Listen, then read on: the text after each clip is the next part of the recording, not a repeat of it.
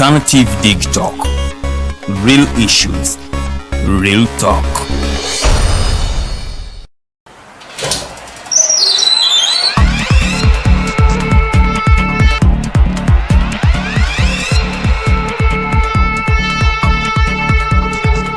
You have got to get up pretty early to go do something.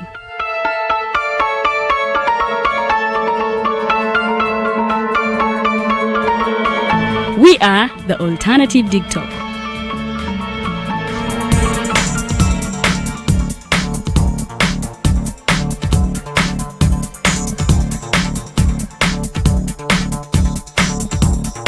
With our mobile studios, we are redefining TV presentation just as technology is setting the pace. We are blending our approach with fresh, perspectively designed breakfast show, The Mighty Drive, informative and entertainment show, exclusive and live interviews. We President Museveni wadde juzi namulaba apima akawunga kilo 2 tasobola kalya nini bwaba alya kilo 5 weyannema okuliisa eggwanga ne bwe limundekera. Njagala kwebaza the Alternative Dig Talk etuwadde kano ka Mighty Drive era n'abatuwuliriza bonna abali ku mikutu njagala basaba mugendo maaso n'okuwuliriza. All given to you just a click away on your phone, tablet, laptop and smart TVs as we are streaming live on our social media platforms, on the road and on the go. We are the Alternative Dig Talk. The world is at a critical moment of providing innovative alternatives as a means to create change. As such, we have created a not-for-profit alternative mobile digital platform as a way to promote space for freedom of speech and expression to the unheard voices. We know you believe in the cause and you can further it more by contributing to its sustainability in forms of internet data, fuel and any other support you deem relevant. Please support us with your contribution to Equity Bank account number 103-5201-607252 under the name Alternative Digital, or our mobile money numbers 0702-900076 or 0783-047785. Alternative Digital, real issues, real talk.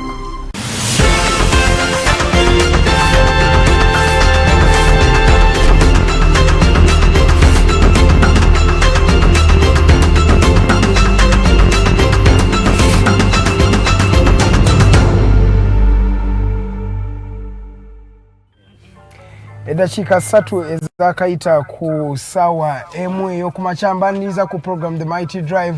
Amanyi agangenze Edgar, Mathew, Karuhanga okubanga nkuweereza ku lunaku luno olw'okusatu.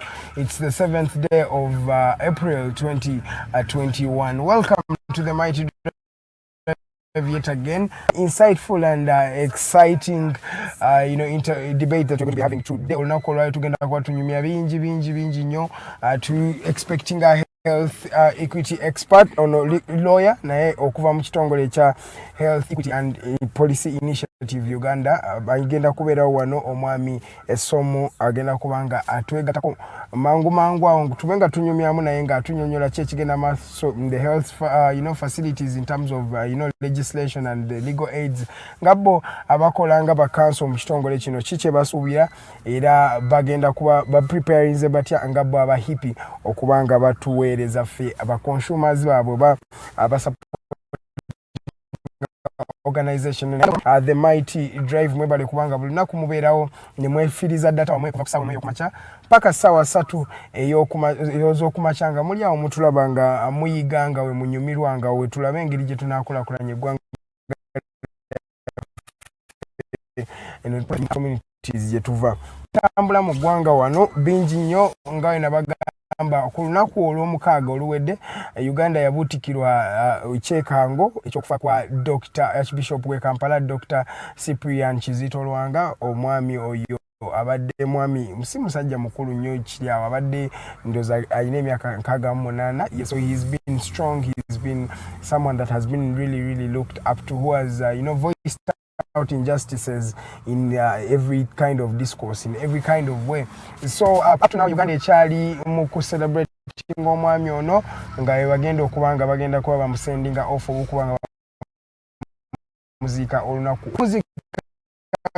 kyategeerekeka kubanga aziikibwa mu kanisa eya Urubaga agenda kubanga aziikibwa munda mu kanisa muno mwennyini. It's not many people that have been buried inside the church, but it takes a bit of some preamble or prologue or just support anything like that. Which it's determined by that. So omwami ono agenda kubanga azikibwa mu Rubaga Cathedral wakati wali Rubaga katulinde tulabe naye nga postmortem yakoleddwa olunaku olweggulo olwono nyingi da amawulire agabadde gatambula mu ggwanga lino erya Uganda mu time eno gye tubadde ffenna week eno ne week eyawedde ntandikire ku Dr. Cyprian Kizito Lwanga kubanga bambi abadde mukwano gw'abangi. The Catholic Church mourns this particular man, the Christian fraternity also mourns this man, and Uganda and even the world at large. Omwami ono abadde amanyikiddwa nnyo, omuntu abadde avaayo naye emphatically n'ayogera n'agamba omanyi there is this and this challenge in the country, we need to address it in this and this particular way. So omwami Dr. Cyprian Kizito Lwanga agenda kubanga ajjukibwa nnyo si wano wokka naye nga bagambye eggwanga lyonna ate n'ensi yonna eri mu kumujjukira omwami Cyprian Kizito Lwanga. Bakoze postmortem olunaku olweggulo era ne bafulumya results ne bagamba nti ono omwami alina ekizibu kya heart problem. So with this waliwo clots ezakutte mu veins ezitambuza omusaayi ogutwala paka ku mutima. Unfortunately clots zakuttemu omusaayi ne guba nga tegukyasobola kutuuka ku mutima, and scientifically bagamba kino we kibaawo it does not even take more than 5 minutes okubanga omuntu afudde. So unfortunately nti emisuwa gyazibikidwa blood clots oba bino ebitole by'omusaayi ebiba byekutte ne biblockinga passage y'omusaayi paka ku mutima, ekyaleetedde omukwano gw'abangi okubanga awummula kubanga bantu bamulaba ku Good Friday ndooza ku lunaku lw'okutambuza omusaalaba. He was very fine, yatambula na bulungi n'atambuza omusaalaba bavaayo na bulungi. It was a very good day, but the aftermath or the morning after that was really a sad one. Wetwalaba ng'omwami Dr. Cyprian Kizito Lwanga afa.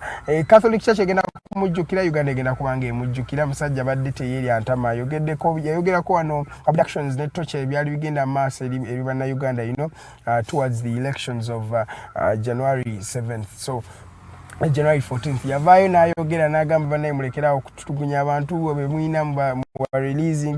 He has really been a voice that someone would genuinely say yes, is the voice of God, because at the end of the day these representatives are representatives of God. Be bantu bakabona ba Katonda bagenda kumuziika olunaku lw'enkya nga bagambye ku Rubaga Cathedral munda mu kanisa gye bagenda okubanga bamuziika. Omutima omwoyo gw'omugenzi Mukama agulamuze ekisa. That is the only thing we have to do, just to say may his soul rest in eternal peace. Katutambule ku mawulire amalala gabadde gatambula. FDC evuddeyo through their president, of course, Patrick Amri Atoboy, ne bannyonnyola ne bagamba mbuno nga FDC ekibiina any rights or any tebaina mateeka gonna gasobola kukwata ba MPs bagamba you are supporting this one in the Lord Speakership race of Uganda. Tebaina muntu gwe basobola gamba mbuno ng'ekibiina tufa bategerera mu benga mu supporting one for the speakership race. Naye it is a mandate of the legislators themselves, because wano webatuuka mu parliament oluusi tekiba nnyo about NRM oba ebibiina like political parties. No, sometimes bano ba members of parliament bantu baba betegerera bonga era bwe baba bamanyi omufuko baba bagala okubanga abakulembera. Ndoza twalabye omu ku FDC cadres ndoza baye Mwijuche, Mr. Mwijuche oyo Francis Mwijuche, I've forgotten the other name.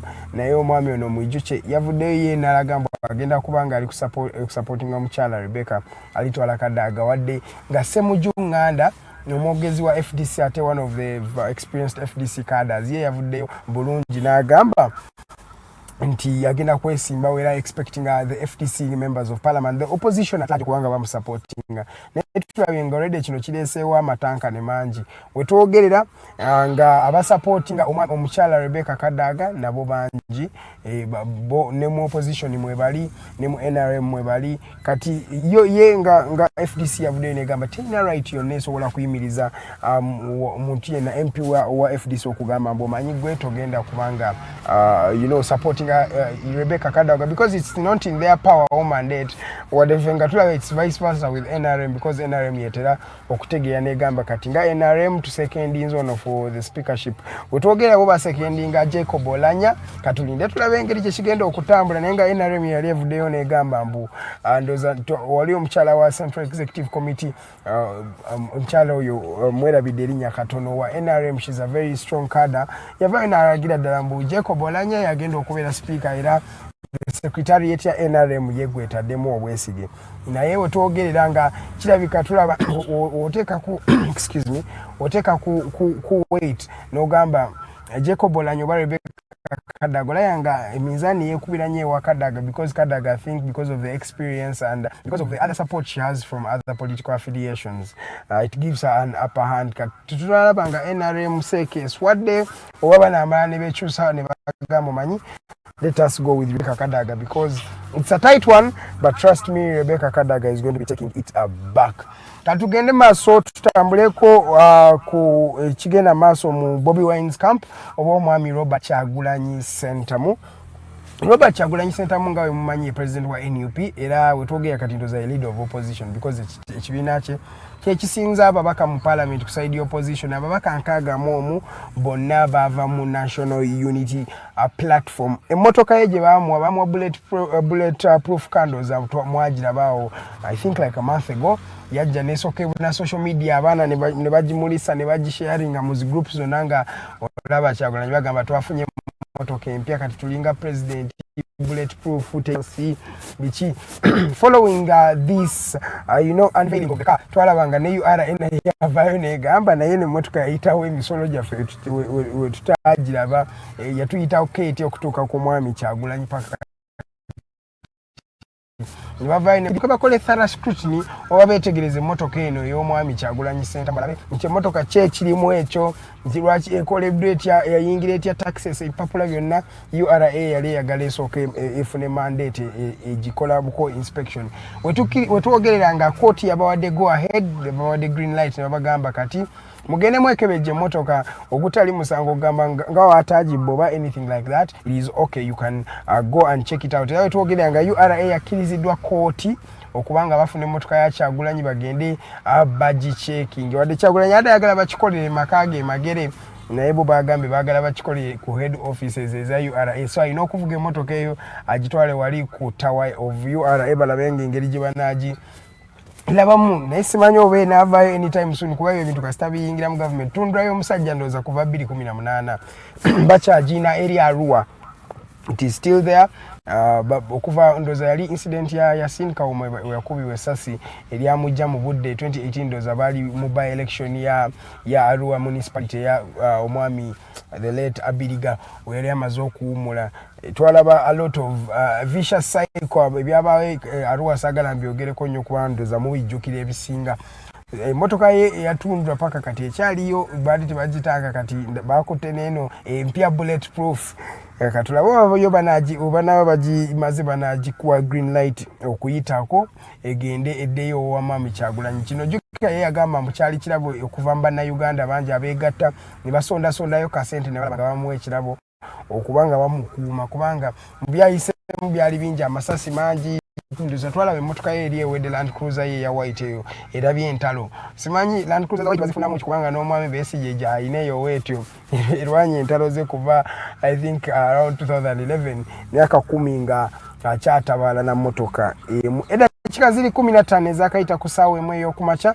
program ekyali the mighty driver manyanze Edgar Mathew Karuhanga okubanga nkuweereza nkuwa ku mawulire agabadde gatambula mu ggwanga gyotabadde nkyakuwayo ku mawulire mpola gasobole okuba nga yes obeera ng'otambula n'okumanya ng'omanye ekigenda maaso mu community yo wetwogerera omwami Ekon oba mumumanyi Ekon muyimbi wa linnya ly'amaanyi webweru w'eggwanga alikoze mu ggwanga erya US ate si mu US wokka naye ntoza music wa Ekon atambudde naffe mu Uganda wano n'atutuuka ku Africa wide. He's really a celebrated artist. Wetwogerera ng'omwami Ekon ndoza akyali mu ggwanga naye era anaatera okuvaamu kubanga abaddemu for a while now.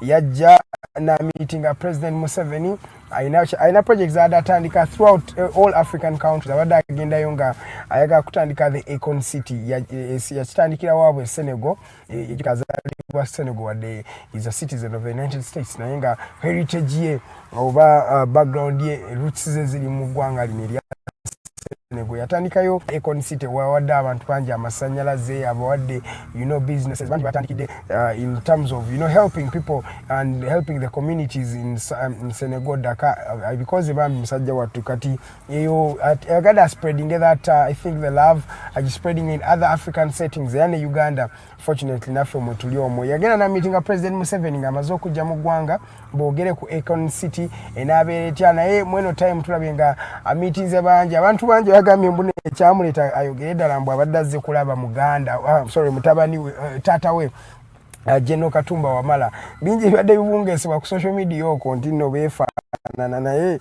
nze obanza nzaalaba obinze sirabamu kufaananako naye nga yes omwami Ekon abadde mu ggwanga lino erya Uganda tuwalinze sites nyingi nzo twamulabako ebifaananyi bingi byabadde nga agenzeko mu Queen Elizabeth National Park alidde ku Rolex yambadde ku mijozi gya Uganda Cranes so alaze a lot of love ate n'abannayuganda bambi mulaze omukwano mwebale okubanga mulaze omukwano eri omuyimbi Nakinku Ekon okujjako abamu bagamba what you ordered for is not what you received.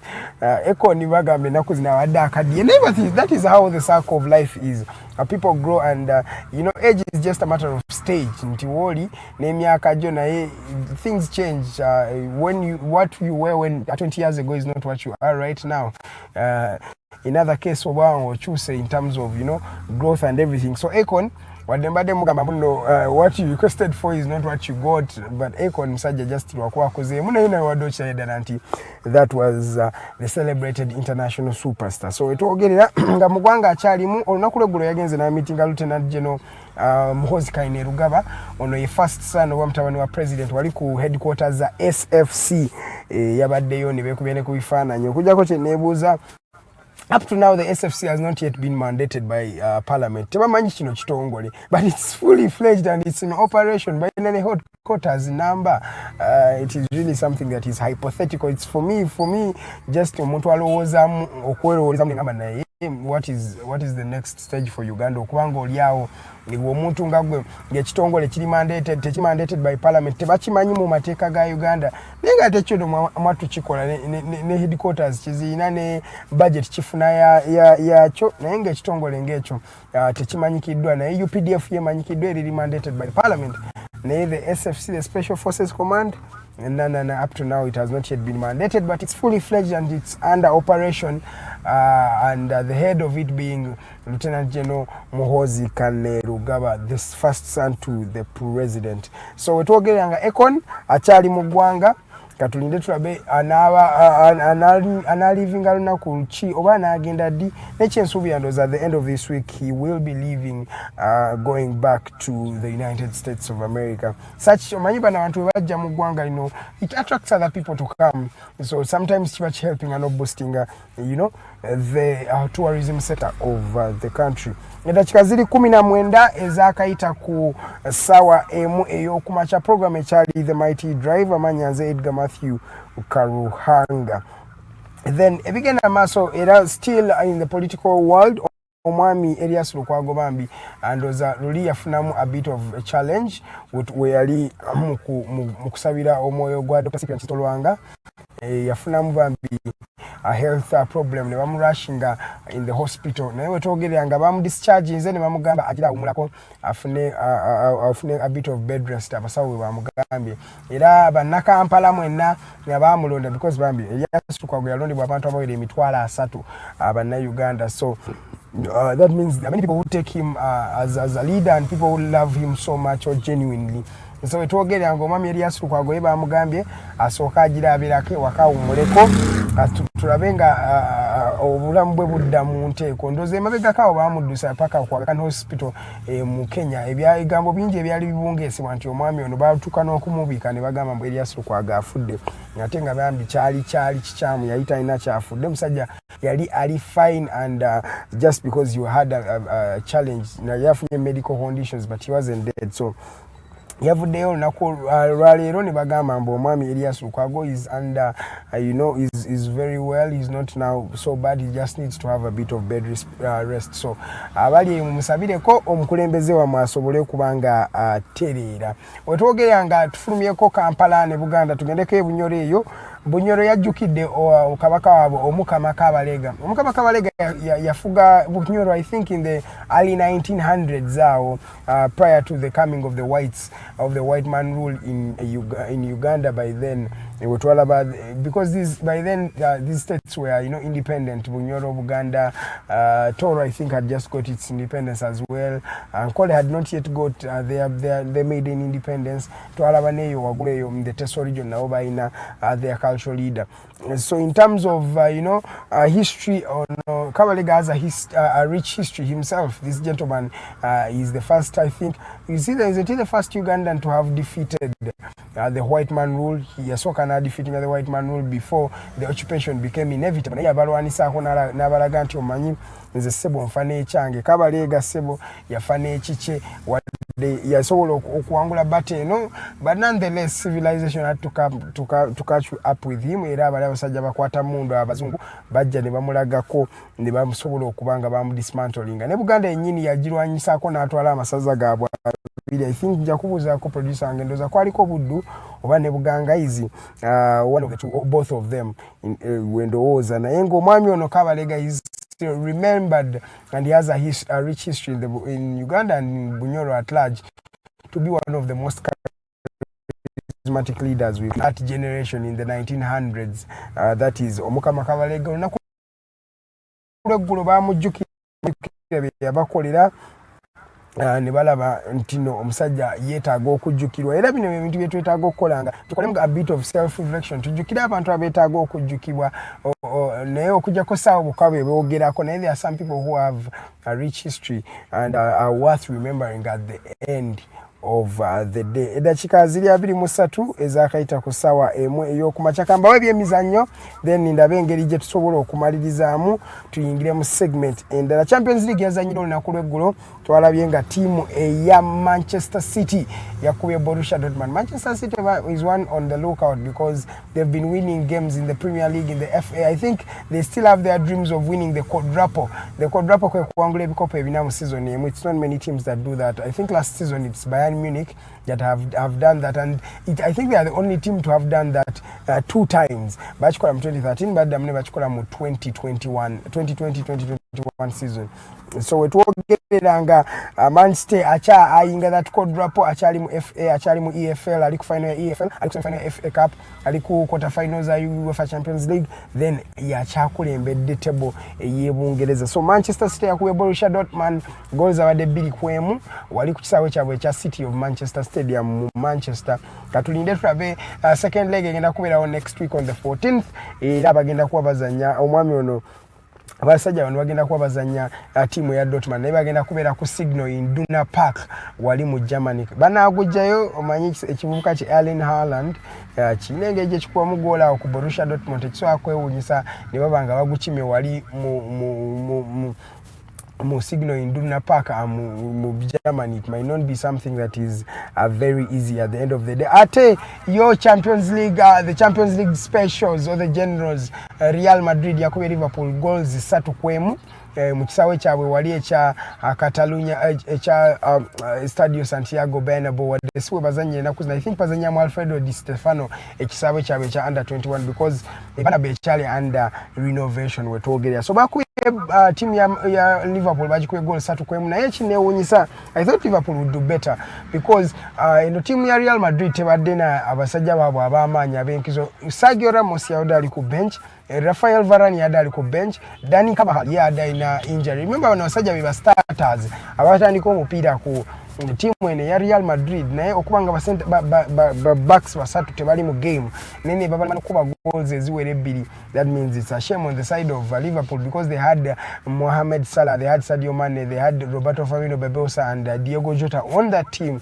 So it's really surprising okubanga tebasobodde na kuwangula game eno. So Utogeranga bo utogera kati goals zisatu kwemu katulinde ekigendo obera ku Anfield because at the end of the day it is where it ends. So alabako Anfield aonge kuto mulio Barcelona bamukuba goals nya yali awangudde goals zisatu ku Camp Nou najja ku Anfield nalowooza kunywa buja abana mulaga kaondoza Divock Origi yabakuba goal omusajja okuva mu Kenya Divock Origi okot yabakuba goals 2 yali brace yagikuba mu dakika ndoza ya 88 ne mu dakika 7 mu 2 in 4 minutes he had 2 goals that saw Liverpool become champions of Europe and the world at large because by going on in 2019 they bawangula ekikopo kyabwe ekyomukaaga ekya Champions League.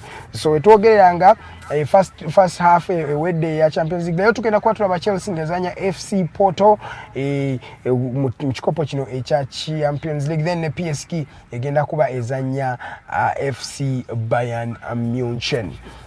Kudakika 2 mukaaga akaita kusawa nekano era kano ke kataleke ka Bebe Cool Son omwami Alpha yafunye senior goal ye ate on his senior debut. This boy is really a talented young boy. Talent omwana okastorm kuliza mu kintu kyoyagala. Bebe Cool akuziza omwana we ngamulaga direction kija aba taking anachayinza talent ye no bateri sometimes it's a false talent era imala neja because olemedde ku kintu so abalemera ko bebamala ko mwana Alpha Thierry Sali mutabani wa Bebe Cool owokubi ojeko oli omulenza first born. Alpha yavudeyo nakuba goli ye yasoose ate on his senior debut gwempira gwo gwade gusoso gwa pro line team enkulu bade bazanya I think Uganda Cup yakubye goli ye yasoose bambi ate nga yingide nga substitute omwana Alpha Thierry Sali. He's a very talented young boy. Yaliyo ne mu under 21 yagenda up to the finals of the AFCON African Cup of Nations under 21.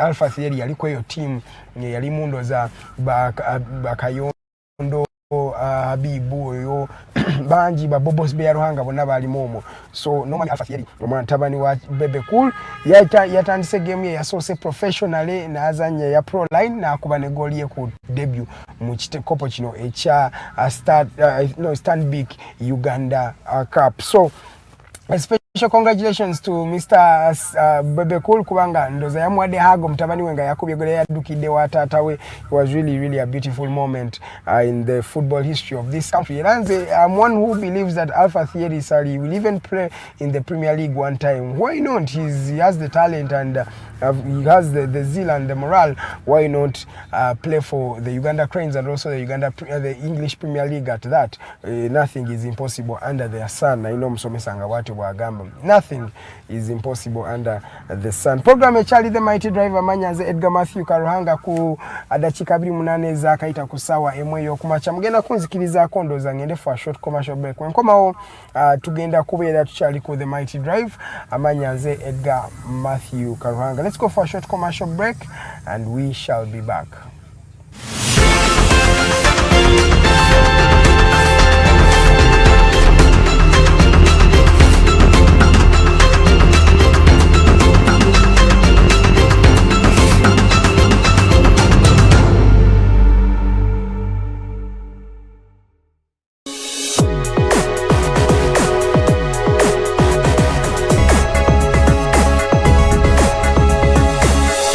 Alternative Dig Talk.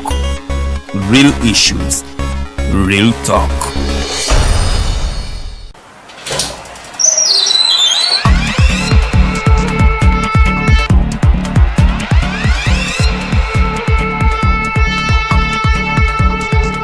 You have got to get up pretty early to go do something.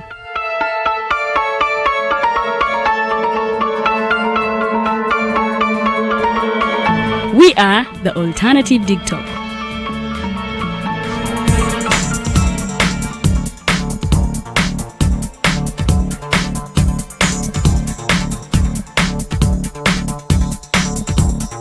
With our mobile studios, we are redefining TV presentation just as technology is setting the pace. We are blending our approach with fresh, perspectively designed breakfast show, The Mighty Drive, informative and entertainment show, exclusive and live interviews. We President Museveni wadde juzi namulaba apima akawunga kilo 2 tasobola kalya nini bwaba alya kilo 5 oyannema okuliisa eggwanga ne bwe limundekera. Njagala kwebaza the alternative digital etuwadde kano ka Mighty Drive era n'abatuwuliriza bonna abali ku mikutu njagala basaba mugende mu maaso n'okuwuliriza. All given to you just a click away on your phone, tablet, laptop and smart TVs as we are streaming live on our social media platforms, on the road and on the go. We are the Alternative TikTok. The world is at a critical moment of providing innovative alternatives as a means to create change. As such, we have created a not-for-profit alternative mobile digital platform as a way to promote space for freedom of speech and expression to the unheard voices. We know you believe in the cause and you can further it more by contributing to its sustainability in forms of internet data, fuel and any other support you deem relevant. Please support us with your contribution to Equity Bank account number 103-5201-607252 under the name Alternative Digital, or our mobile money numbers 0702 900076 or 0783 047785. Alternative Digital, real issues, real talk.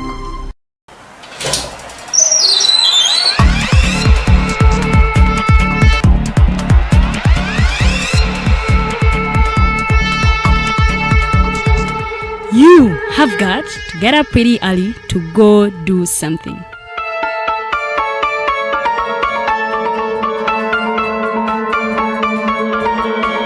We are the Alternative TikTok.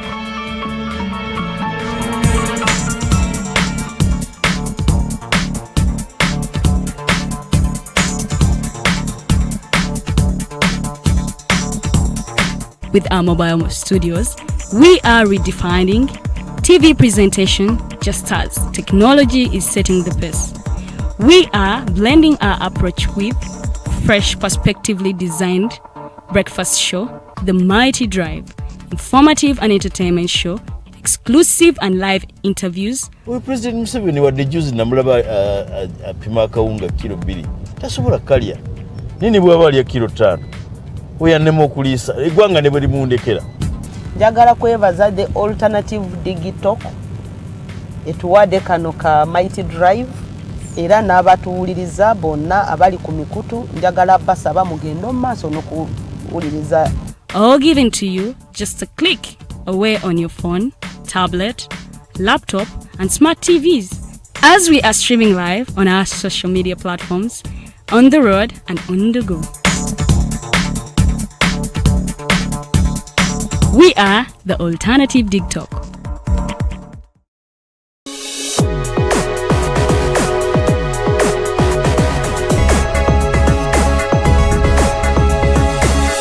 The Alternative TikTok. Real issues, real talk.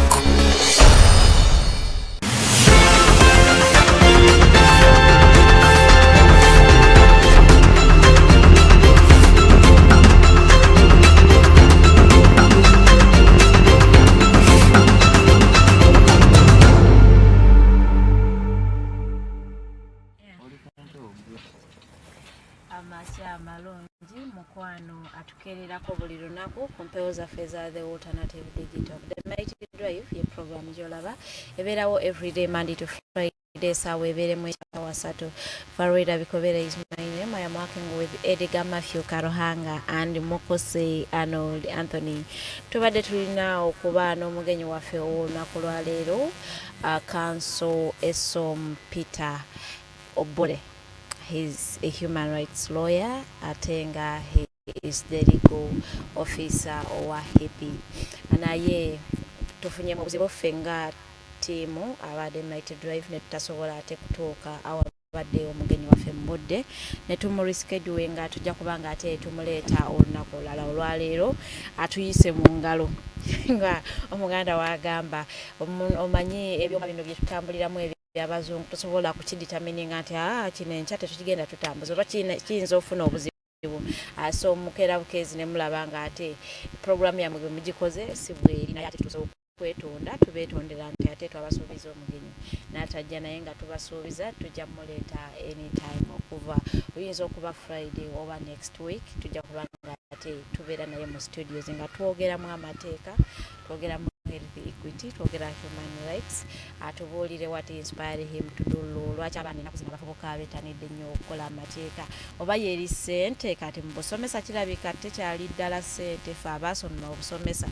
batulabira ddala nga abatalina kye twakola eno naffe tulina omugaso mwene eggwanga lwakuba batulaba bulabi buli naye nga njagala obbanyiriza our page is the Alternative Uganda on Facebook. We are live mukwano ddoka mbirombiro ogenda ate olikinga video yaffe wansi awo wegatte ku discussion egenda kuba hot tugenda kuba tudiscussinga mu bigenda mu maaso mu ggwanga. We are 3 in the studios so tugenda kuba tukubaganya ebirowoozo ku biba ebigenda mu maaso mu ggwanga. Econicity egenda kuba efaanana etya mpulira mutegenda kuba egenda kubanga tebakozesaayo Uganda shillings mbu egenda kubanga ekolerayo econic currency bino bi cryptocurrency bye tulaba bye tuyisaamu amaaso saawe nakuba econic coins zikola erimu econicity bwe muna Uganda ali eyo manyi kitegeeza omanyi kitegeeza omuntu omugwira okay we are looking for development omuntu omugwira okuva eri najja muneeno kukibba ttaka ekiri mu Uganda ne bamuwa square mile bazimbeko econicity just for free kati bwabanga yekyusiza nga mugimuwadde as a personal property oba kintu kyera tasobola gitunda. That is how Chinese are selling our land. Banga baresters ne baba was ettaka eryobwerere mwamalako emyaka 2 nakwatira kanalitunda awo wenyini tugenda otandikira discussion ya yolunaku lwaleero. Good morning Farida, how are you today? I'm good. Welcome to the show. Mwami Mukose, Arnold, Anthony, welcome to the Mighty Drive. A very good morning. Morning, mwinaze. Okobotya yesu okobuchaire. Mbona buyise alhamdulillah. Chibumba wa amani. Econicity eyitingana mwagibuliddeko. Nze nagibuliddeko Econicity. Tugenda kuba nayo by 2036 is it? 2032. 2032 10 years. But I want us to discuss this whole thing of Econicity. Ekisokera ddala bajja kwate bakozesa Ugandan currency. Bali mu kwekubisa. Okay. Did you listen to his interview with Canada? Yes, I did. Agenda kwate bakozesa Ugandan currency, they will be using Econ coins. That is cryptocurrency. Anyway, do you know about cryptocurrency and all the I've heard the about truths it, and lies about it? Cryptocurrency is now the norm for I believe for the future. A lot of people are saying it for the now, but right now people have not yet been sensitive. They want to cryptocurrency. And so nga bakiriza cryptocurrency banji babidwa mu cryptocurrencies zino bino ebintu byebogera. So Econicity Uganda munegenda kubanga it's a very good initiative. Okubanga pop star ngoyo with a lot of following kyekisooka n'akasente ko ekonaka ina tulabinga akatambuza nnyo mu African countries nyingi. But it is not yet worked out in Senegal. Lwaki tas concentrating on ekikola mu Senegal n'alyoka gye Uganda. Why is he so interested in Uganda? Simanyi kirabika because of Uganda right now enoonya investors and Uganda yo kuta wefuna muntu atekamu sente, they are quick to jump on investors. Tulabe President Museveni nga abaagala nnyo nnyo abasoosowaza nnyo ndoza yalemesa ne minimum age wage bill okubanga epassinga nga agamba no investors tetusobola kukkiriza kukozesebwa abantu nga tebalina enough like nga balina sente zibakomako baagala kubanga balina label ya bit cheap. So tulabe nga ba investors okuleta Econ mu ggwanga it's an investment okubanga ngena tandika Econ City, that's really a good investment. Wabagenda leta sente okumweta kanze nganze personally mbasi kifuna mbuzibu obuzibu wenkifunamu nti kutuuka implementation negaana because bye Uganda tubimanyi bitandika na muliro gye bikoma ng'omuliro tegukyaliwo. So is the Econ City going to be actually really implemented? But yet, I that thing of saying even that Econ is we're going to be using Econ coins. Econ coins is not the form of trade in Uganda. At the end of the day, by the city yawe, you are now koze I swear by 2032 cryptocurrency now will continue, which I don't but think how will does ever. the things work out? Someone, a foreigner just comes in 2 days, is given a square mile. Yeah, utojikaliye lubawa entire road bali bagala bewole bamweta kali abwere bewole ne sente bazimuwe investor.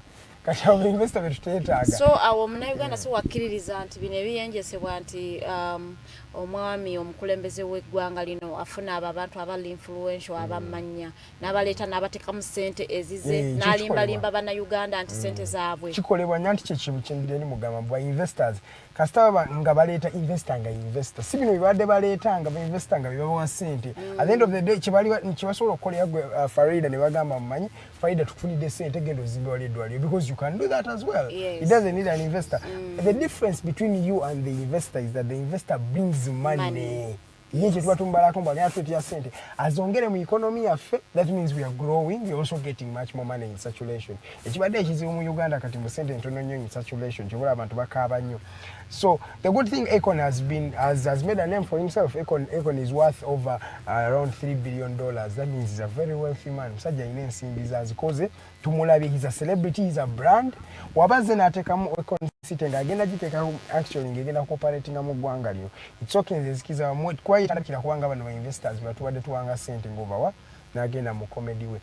So if Econ is going to invest his money, that is a really good business for Uganda because Econ is a brand tukola business enungi naye omanyi this country yatukanga abantu tebakyesiga system nti nona abagamba there are still people are just waiting for that city to be made. Yes, katulinde Econ City Farida baba akumanyiza okulimbanga buli saawa ne bagamba amazima eroja loza mu bakulimba olinda ne kituuka ono gamba nze babulijjo gwe oli mulimba bwoti. Let's wait and see. Econ wanaba atukoledde Econ City, that means it will bring development. It's yagala kukola mbo entertainment, like it's going to be an entertainment city.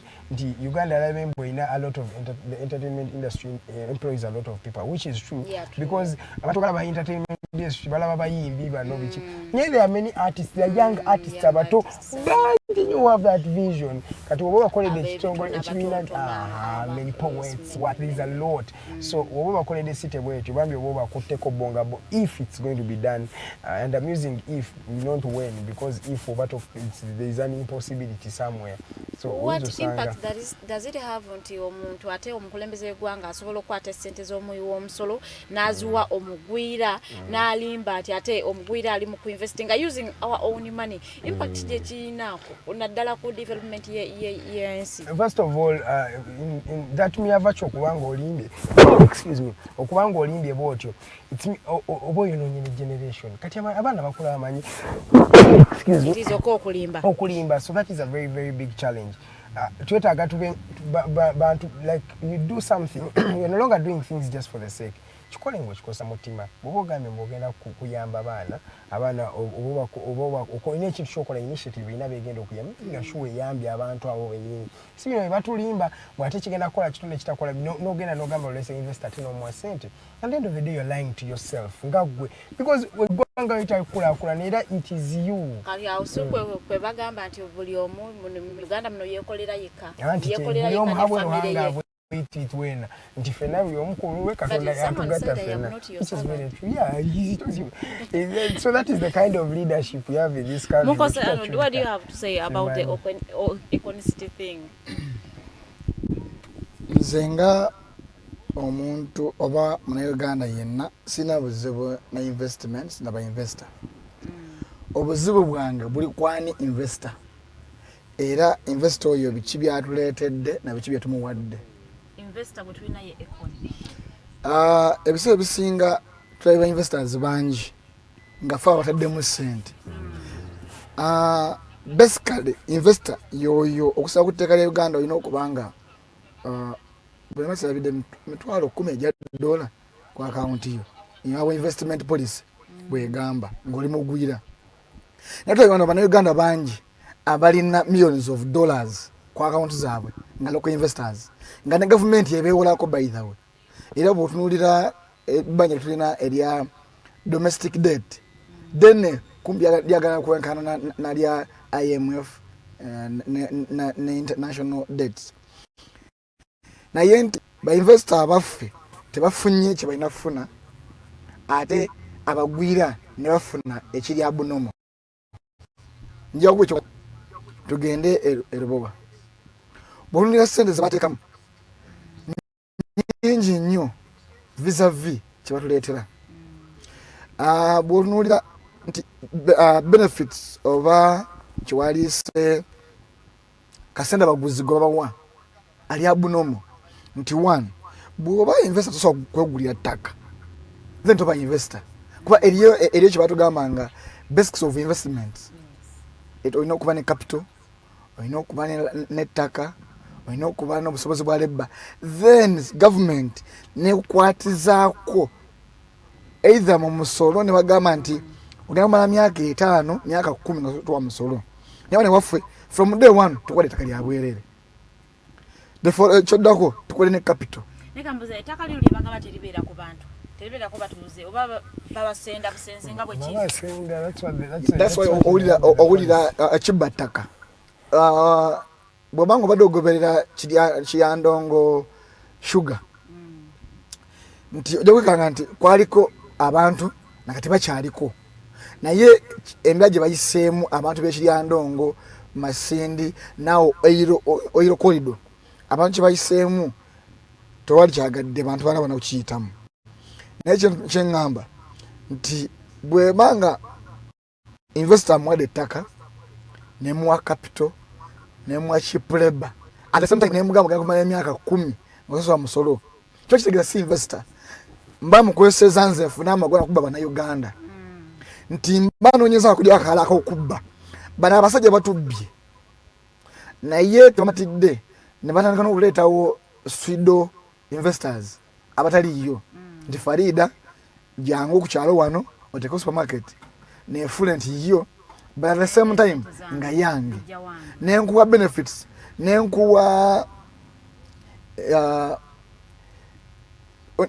they use their prerogative okutalika okubba bannayuganda so nze nga ekoni wabuuza moto wange nti lwaki takoze Senegal one nabitawe bakitibwa gye bamuzaala ekyo nsobola okukitegeera nti bwe mbanga nkulidde ku kyalo kuno abo ku kyalo tebampa liwinga naye bwe nvaako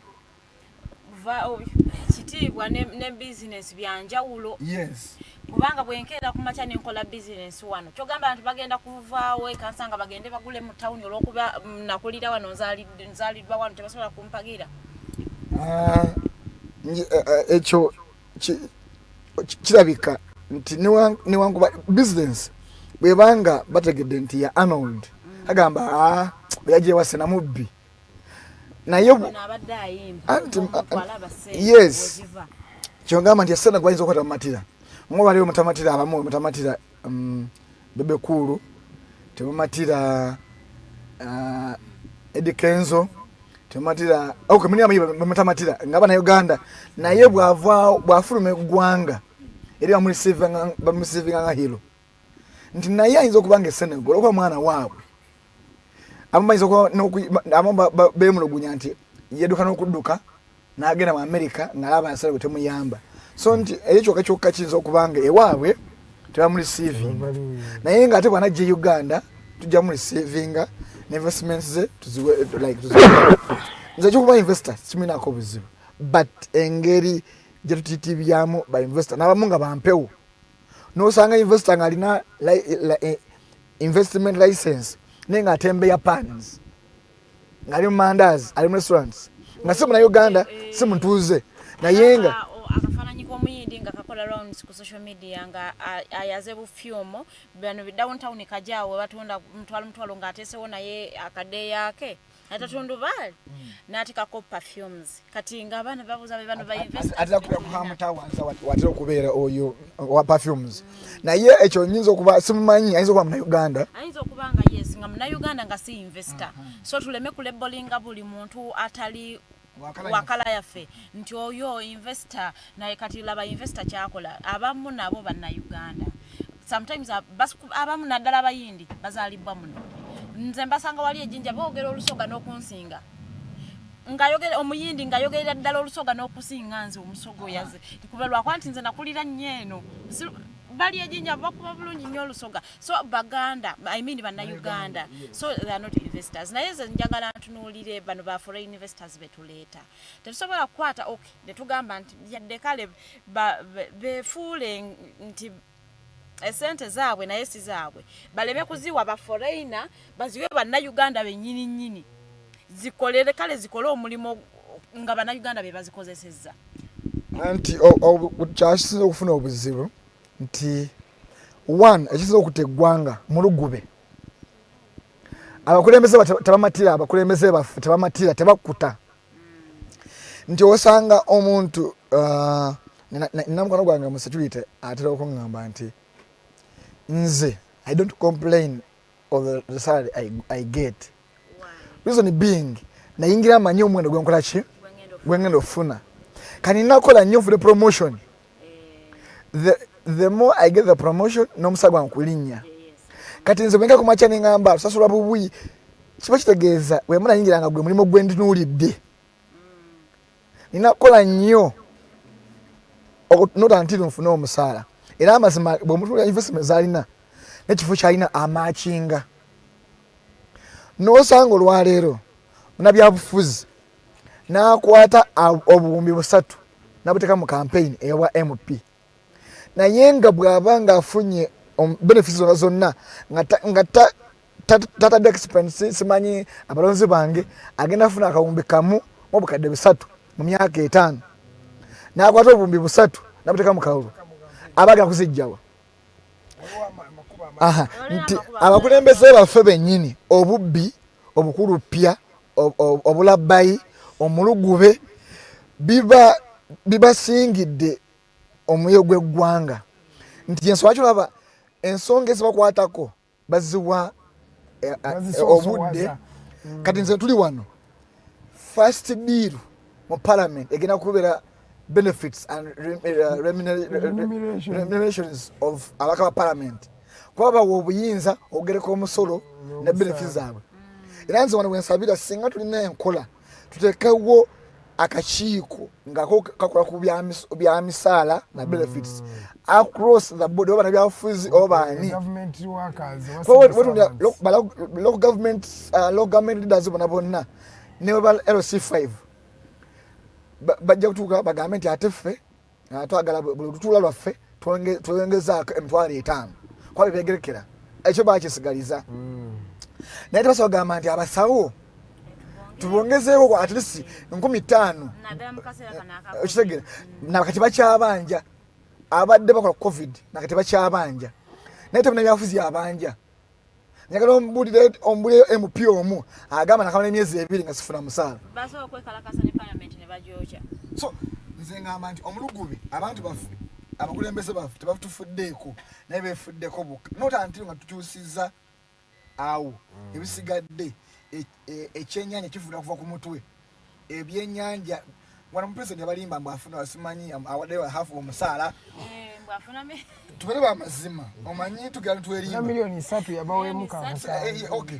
tubere bamazima ayinza obanga gwe musala gutumanyi naye otunulira presidential budget of the presidency erina meka kati awo kawoka utwatandikira nti president afuna sente meka ayina simanyi classified budget eyo nga temugimanyako yate n'okusoma obusonzo n'obuwuli bakutemako engalo naye nga kati awo batubira okay tugebe amazima babafuna obukadde 3 buli mwezi yakafunira ebbanga ki era byalina bimakinga n'omusala gwe tugebe amazima wabeerayo obu benefits nga bw'okola mu kampani ya digital nti oyinza okuba ofuna emitwalo 4 naye nga bakuwa lunch ne bakuwa transport yakuzayo ewaka ne bakuterako health allowance osanga ne ka weekend allowance ogenda okubugatagata ng'esente ziweze ogenze mu miliyoni tubere amazima bw'obanga ogisa allowance transport allowance eregera mu transport bayinza okuterako transport allowance ye 10 buli wiiki nga tusobola zimalawo kisinzira ovaawa bwe mba nfa najeera nankola kansanga nompe 10 a week terimala okay nosibanga okezimaze balance ngosigazaako 2 so okola investment ezimba kalina ey'obukadde 7 mu myaka 5 awo ekyo ekibuuzo kigenda direct ew'omwami oli omwogezi wa president naye ng'ate mukwano olaba the Mighty Drive, you can call in our studios n'onyumyamuko naffe namba eri 0789 017 145 0789 017 osobola otukubirako ate munange naawe noowe ndowoozayo ne tunyumyamuko naawe.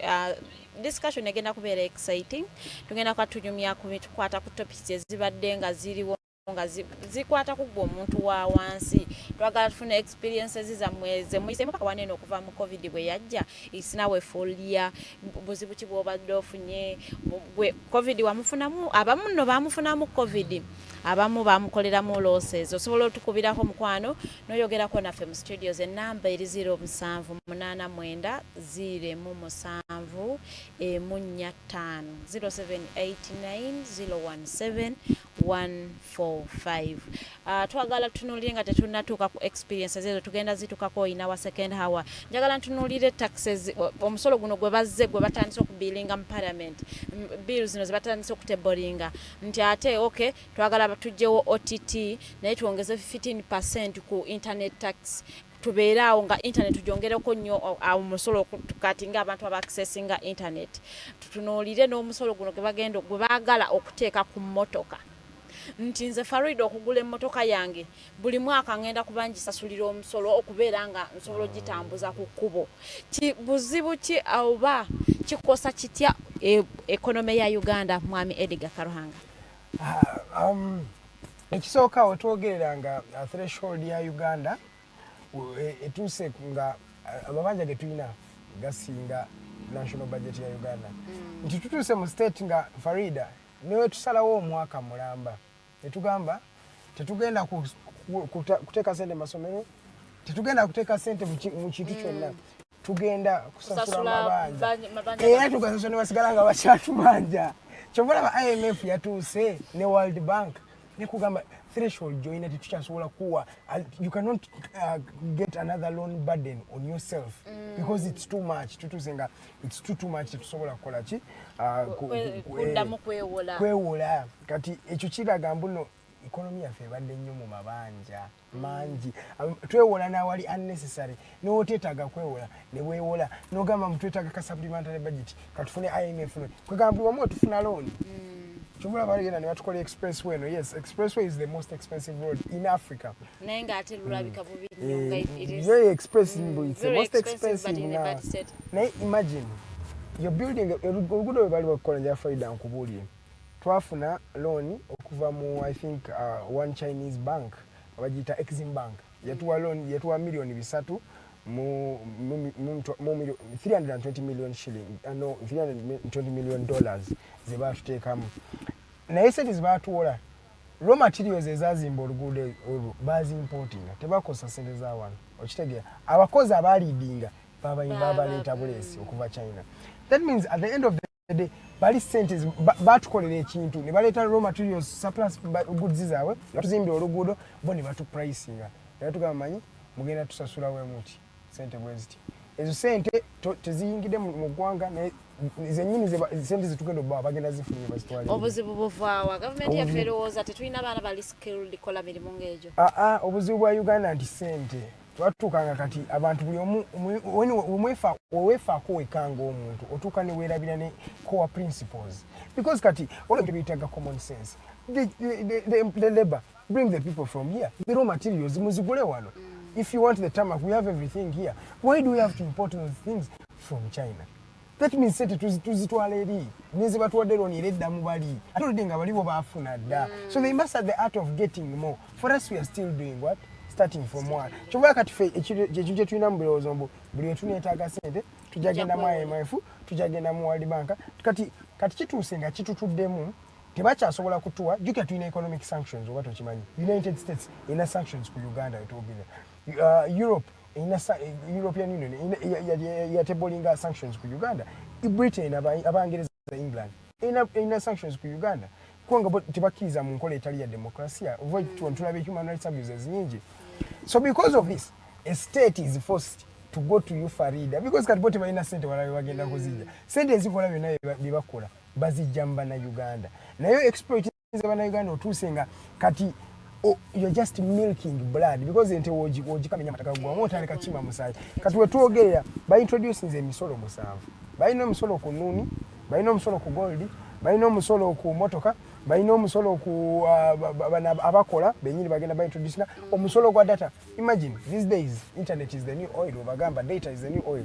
Twina data from the bank. That one waswala because Matia Kaseja yewakana yali akakukusiza omanyi kye bakola Uganda enyuma bwe bagreeta zino supplementary budget babeeramu ne clauses bakukuse ebintu. So Ugandans are not people who read a lot. That's why I challenge everybody here to start reading. Bannayuganda balitandika okusoma ne batandika okusoma budget yaabwe ne batandika okulaba nze nasoma budget ya Uganda ewedde 2020-21 budget katika nkunyumize sweetheart olaba LDU oyo golaba omu owa LDU abatambula watamane milioni 10 one LDU amasasi LDU abaya ne magazine namba doza magazine ne amasasi nga 16 buli sasi ya mitwale na mukasanvu engato wa LDU yayambala ya milioni 4 just one shoe like this a gun milioni nga 4 endala okitegera kati wobalamu wa LDU ngali mu milioni nga 10 watambulira milioni 12 who does that? How many hospitals need that 12 million in this country? Nengo gambe ogenda biteka mochi kati otuse nga kati wesika kubisubi otandise ku exploitinga munnansi omanye emisolo bannansi gye basasula wano mingi nnyo kati aba people bali employed right now you have a job nene bakuja ko pay as you earn ofuna milioni emu aga 3 gabaga gudde wali VAT value added tax kugambye omuntu amaliza ku milioni enamba nga taxes zitute over 40%. But which type of government does that?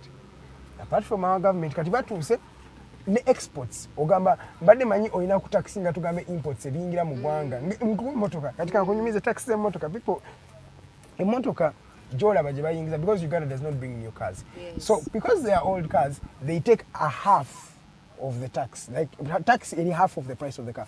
Emotoka wajikuze milioni na taxi yayo kujingiza Uganda milioni yanga abiri. Where does that money go? Ziragawa sente ezo abasomesa bakaba abasawo bakaba ba lecturer bakaba abantu bakaba everybody is going where is the money going because you have kala abasawo kabakabe naye nga amalwaliro gali stocked abasomesa kabakabe naye nga libraries ziri even the medicines are not there ne ate no gamba tukuwadde sente zonna because njogera kati njogera nga taxpayer because I also pay tax at the end of the day but tukuwadde sente nezi kulenyo managing kati you even want more ogambye kati data okitegedde ni oyo abantu bakyakuba masimu these days it's the internet that is working. This is the future. We're in the future right now. Digital yanze kati ntuli abantu there is some person who I was talking to kino kiri out of the top context na you work on an online TV blah blah blah. I'm like, don't you look into the future? Or how many people are going to be sitting at home? Farida, do you even still watch TV now? I don't get my news from TV. Switched on my TV and for me, this is my TV. Even TVs have realized that now going digital is the new trend. But I'm so blending. We are streaming live because they know right now in the next 10 is even long. 5 years. 5 years. Ogenda kulaba nga chobola media houses are closing down. Media crisis ujulia kati abantu bali mukugalawo. So people are tapping into the future. Now the future is data and it's internet and now you're taxing internet. Who does that? Kwa kati alabenga VPN banonyenge yoku evadinga VPN nebalima kane bagamba we are going to start taxing data. Ogenda ku taxing 12% on the data. That means buli MBs olukumi zogula GB bayinako MBs 12. But that is a lot of money in terms of because data is money. It's just money that is a bit digital. Kati ezo sente nyingi zogenda okubanga ojja kuba na Uganda. Naye singa obadde emisolo bagamba mbo giraga wano. Naye tulabanga corruption nyingi government chevayo nga yogamba mbuno waliwo legislator omu yawuzanga bilioni namba olunaku mu URA wali yerakiza yeah that is how unscrupulous some people are nafa mu URA ne batamugamba ko namugamba ko mbu ukoze kintu yadde omukwata ku mukono yagamba nagenda ne sente ze zonna ekyo kisigwe kusosenga tweba Mike Mukula he was convicted. He took for medicine 300 billion for immunization of kids. Nobody said anything to them. Now after all that, and you come and start taxing Edgar because because the fact is this. Government in our way just said at the end of the day it comes back to the people. So what about government will be leadership? Your government will be info. abantu mu ababona wadde kati Ugandans bo we are a food economy nti muna Uganda waliyo omuntu amala omwaka mulamba mu Uganda nga takutte ku sente kati wanga balia bana Uganda balia na nyane yebaka ye olusi kiyinza obutakola ki obutamukwatako kimukosa naye tekimukwatako tamanyambo kimukosa because yalabirawo kwagambye mwana wange agenze okusomera ndi mukulya akamere kange it's okay yes kati naye nga tebamanyi mbuno this is going to affect the people 5 years from now because togenda kubeera ng'oli agro based ate n'ekira kyenteesa okubanga bino taxes zebaleta eziri useless or irrelevant kyebalikoze because Uganda is the only country that does not tax the agriculture sector. But the agriculture sector is the backbone of Uganda. Uganda's economy is made up of the agriculture sector. Yeah. We need to reach a time where we can say, let us start taxing the agriculture sector. The other challenge is taxes. Taxes is kumuntu wawansi. Take selako centers of civil servants. People get over 50 million a month. Who does that? MP ofuna million ya 25 remunerations million inga 10. That means an MP gets over 35 million per month. Watch to sala sentence what does then MP do that is so special? Million yasa tumwetano zomuzimuera kyo omwezi mulamba. Kubateseza mpate mu antikati natesa muwe sente ntono kawo. Afune million 5 tatesa. We bazifuna ngedda baite batesa. Let me tell you, in the time when the parliament was not paid well, that is when we had the real parliament in this country. When we had real leaders. Now people enter the business of politics because they want money. And I've called it the business of politics. These days it's no longer servant politics. It is the business of politics. The Chentesa, what the government should do, first of all, reduce the prices of the money given to these legislators and government employees. Reduce those taxes, those fringe benefits, mafuta, which those things need to be reduced because Minister of Security. Ministry of Security sentence okay, there is no threat. We don't have any threat from any other country. The only threat is the people themselves. Because this tax thing is really affecting all of us. At the end of the day, because data category to cause we are streaming live.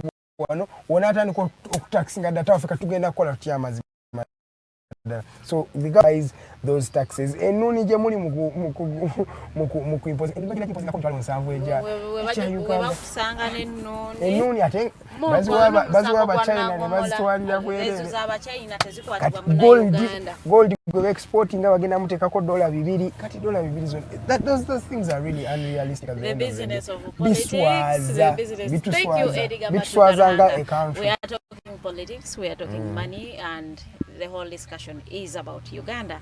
Mukose Arnold Anthony, taxes zetuliko waneno bagenda batunde bibira byaffe ne bagamba ate and then within no minute nalabye bewola sente 78 billion bagala kuzaawo ebibira and then someone a certain person would wonder lwaki bali babitema in the first place. Why were you cutting down trees? Like Hoima Sugar. Government is citizen. Hoima Sugar tema Bugoma Forest, Esimba Webikajo. Bugoma Forest, wakati bikajo. Esimba Webikajo, and you are keeping quiet. And then after a short period of time, we are borrowing money. Kuzawo, Bugoma Forest. Tebi byanaku byampona naddala ebyomu Uganda. We are going to come back after a short break with Mukose's perspective of the taxes that are being invaded on the Ugandans. You are watching the Mighty Drive.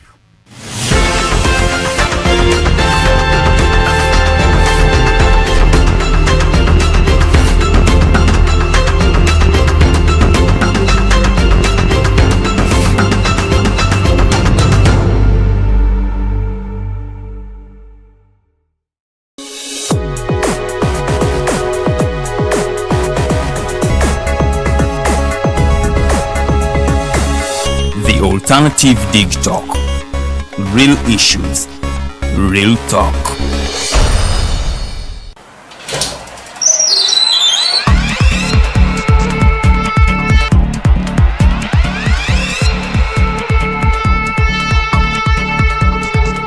You have got to get up pretty early to go do something.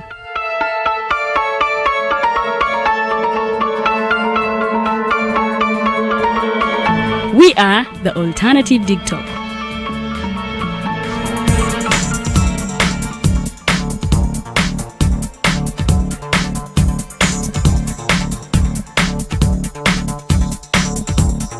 with our mobile studios, we are redefining TV presentation just as technology is setting the pace. We are blending our approach with fresh, perspectively designed breakfast show, The Mighty Drive, informative and entertainment show, exclusive and live interviews. President Museveni wadde juzi namulaba apima akawunga kilo 2 tasobola kalya nini bwaba alya kilo 5 oyannema okuliisa eggwanga ne bwe limundekera. Njagala kwebaza the alternative digital etuwadde kano ka Mighty Drive era n'abatuwuliriza bonna abali ku mikutu njagala basaba mugende mu maaso n'okuwuliriza. All given to you just a click away on your phone, tablet, laptop and smart TVs as we are streaming live on our social media platforms, on the road and on the go. We are the Alternative TikTok. The world is at a critical moment of providing innovative alternatives as a means to create change. As such, we have created a not-for-profit alternative mobile digital platform as a way to promote space for freedom of speech and expression to the unheard voices. We know you believe in the cause and you can further it more by contributing to its sustainability in forms of internet data, fuel and any other support you deem relevant. Please support us with your contribution to Equity Bank account number 103-5201-607252 under the name Alternative Digital, or our mobile money numbers 0702 900076 or 0783 047785. Alternative Digital, real issues, real talk.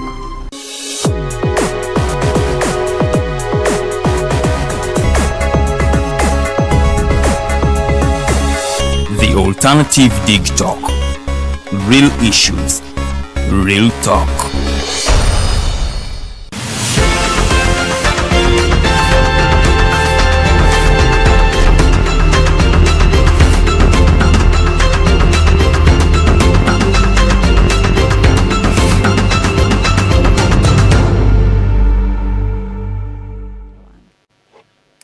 Tukulikeyo mulamu kwa nchali n'abaami babiri Mukose, Arnold, Anthony and Edgar Mathew Karuhanga.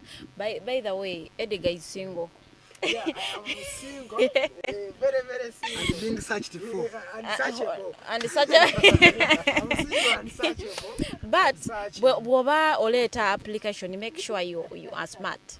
He's a smart man, so tajja kwetaga appearance yokka, even the brain. Ngamba smart upstairs. I do not care about what you put on for, as long as you are smart in the head. Ebirala tujja bitereza byangu nyebe byokukyusa byangu wako wanengoye bichi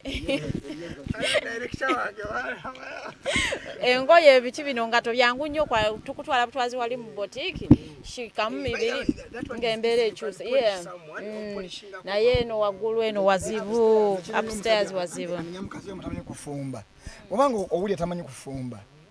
There are some polite ways of showing her that tamanyi kufumba, but also I can help that woman to cook the meal you want. So easy, yeah. Than complaining. Than blaming.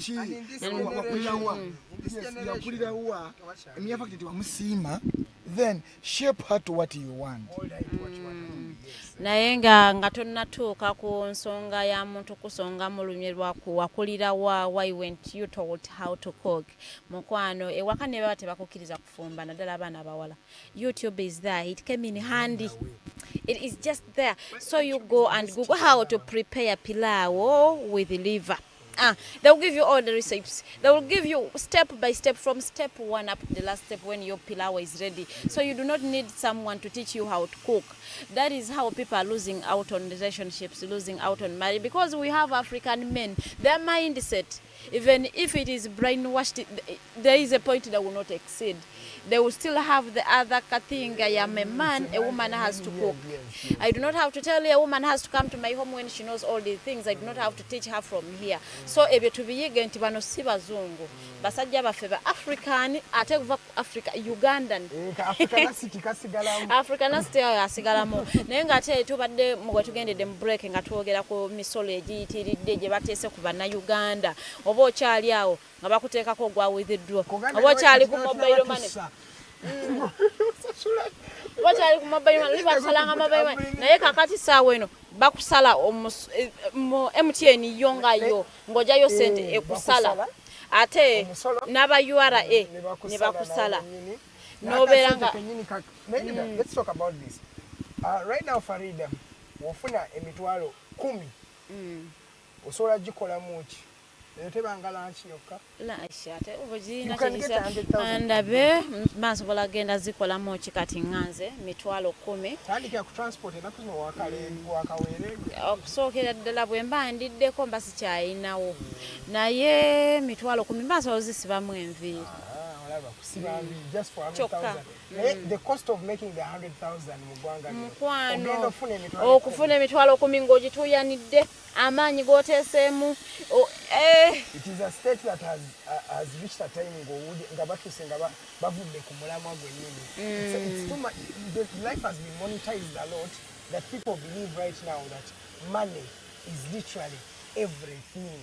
Kati government eri banayizi kye tubagamba abantu bakoye for journalists we speak as the fourth estate. Baba connecting the people to the government because we know what is going on. Kolanga bakalabala baba n'abata je tulabye ne tubatuusaako. Ate omanyi abantu bali bakyagamba mu government, no change of government and what, but the moment you start getting in things that concern the people, whatever revolution they see, chituka kubantu omuntu chituka ngo omuntu wawansi kati atandise feeling anti kati mumufuga bubi. That is when you get to the state of anarchy, lawlessness. Kati balina okukola omugezi tewali says no taxes because you're just painting yourself red. Wesiga musayi because ekyali Sudan wali nga bajjako it was just bread and oil amafuta.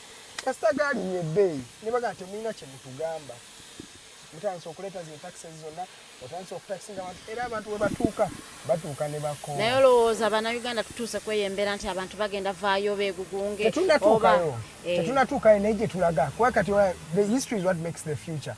Right now the present wetulabira people are tired but because they've not yet been infringed upon government tebanaba kubanyiga nnyo nekati ate otandise okubanyiga nnyo because otandise otakisinga buli kimu everything literally kati laba wagamba abaana basomere online gwatakisinga data kati omuzadde na data tawanga omulimye yerimira obutunda mu kyalo yiri ebyo abagenda bitegera omwana wabagenda for educational purposes tebagenda kumukola genda kumwawula batya genda kwawula otya student on a student Mukose Arnold Anthony kusobola kwa byonna nze siwakanya misolo era eggwanga lyonna buli ggwanga likulakwana misolo naye nze ensonga esooka is value for my musolo.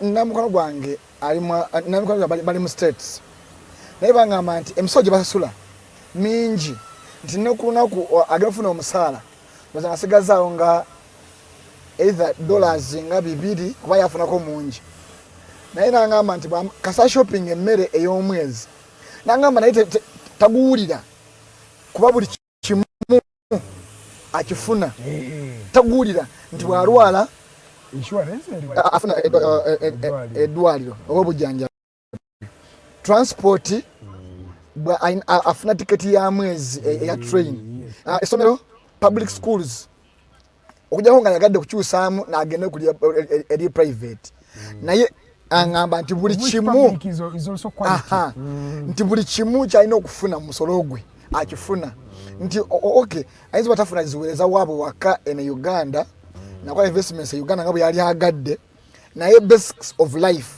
azifuna nze wange okuva bwenfuluma actually sina kufuluma nga ndi mu nnyumba si feeling musolo gwange njakuwa ekyokulabirako bw'oba okozesa yaka oba tamukozeseza buli mwezi 136 buli mwezi bazongeza Arnold ziri mu kanana kati obanze yarabye obubi nze kayaka inade nkateekako kandaze nusu kanana guno omwezi okitegeera nti bwemba nasosola emitwalo gyange 10 gya yaka ntesitese mu myezi gyange 10 emirala sijja kusasula yaka bwe ndiddamu okusasula after myezi 10 nina okola emitwalo gyange 36 kwetandikira nti buli mwezi mandatory okozeseza kasobo olina kamita akayaka ndi mu nyumba okitegeera nti bwemba n'emitwalo 10 zange 5 tebampa nga maze emyezi 2 nga sasula tebampa yaka nakusobola okusasula bandi akadde obwe bubbi obusookerwako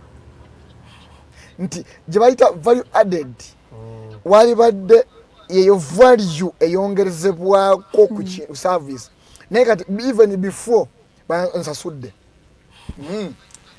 naye nga n'amasannyalaze gelina okwota bulina okugavaavaako singa mbadde nga sasula nga tegavaako gagali agafuna okay nali badde nga mbakansule naye maze omwezi mulamba nga ennaku 7 sifunye amasannyalaze naye nebangamba esatu akaaga zina okugwawo nenza ku mazzi amazzi mu nsi ezaakulaakulana ga bwereere nti amawanga gamu ebibuga ne taps points weziri nti wembasira za bottled water njawukyama wali nteekawo engalo nywe ntambule ngende kuba amazzi n'empewo amawanga gakulaakulana kyo isimanatole buli muntu alina okugafuna isinakyo ewaffe Uganda tekisoboka okay batanyigiriza naye ekubo mwentambulira teri kubo mu kibuga Kampala okay tuleke outside Kampala oyinza ogamba oke bakyalo naye ekibuga the capital of a nation teri kubo talina pothole limbulire ate naku zino gatabuse nnyo limbulire nti buli kubo naku zino gatabuse limbulire olaba tulina ekubo eri ku mutindo gw'ensi yonna baatubba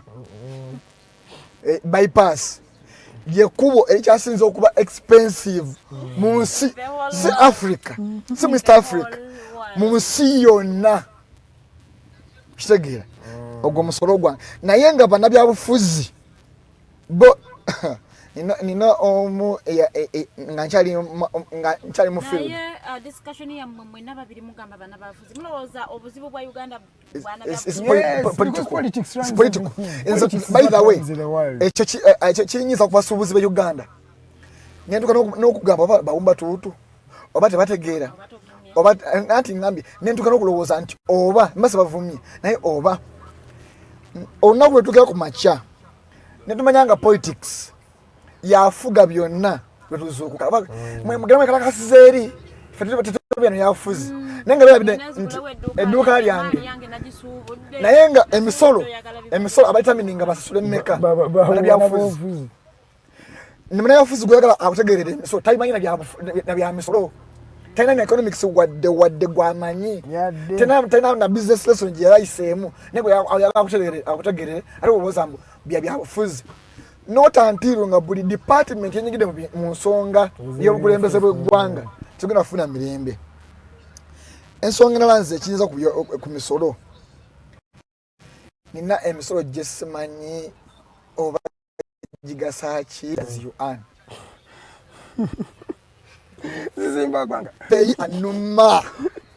peyi anuma ate no eriyo peyi okay obadde okimanyi eriyo ne local government boba buli mwaka osasula local government engasudde peyi vati kati bwebuuza omuntu ofuna akadde kamu ebitundu actually oyina the more the percentage the more the bigger your salary the much you pay kyoba abantu bakweka ebyobuga abantu abamu bakola bazitekamu allowances nti olina transport allowance olina housing allowance nti omusolo gwa allowances gwa mutono nnyo okusinga ogwa salary bakweka sente mu salary mu allowances nze nali nkyakulira mu organization yemu